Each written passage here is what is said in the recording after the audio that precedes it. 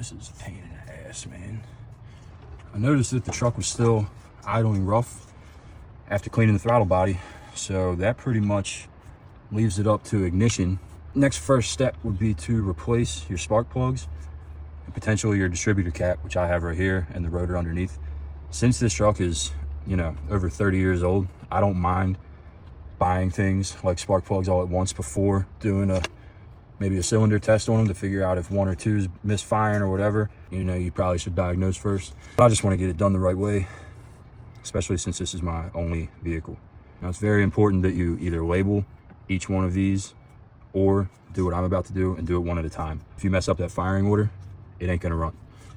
Pull one off, match it up, push it back down.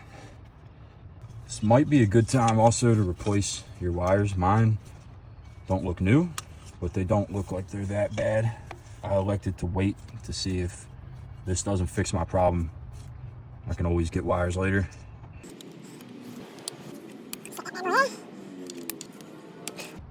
The rotor as well. So I'll pull the old one out and show you what that looks like side by side, new and old. That literally just lifts up. Looking at these, this is actually the first time I've done this, but I would say the old one has some build up there, you know, definitely a good swap while you're in here.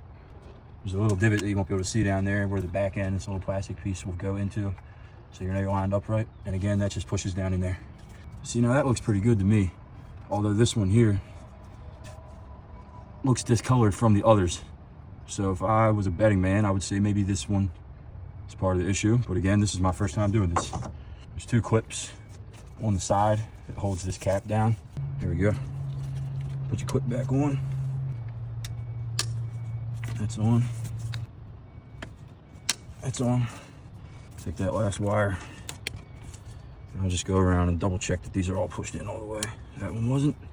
Yes, yes, yes, yes, yes.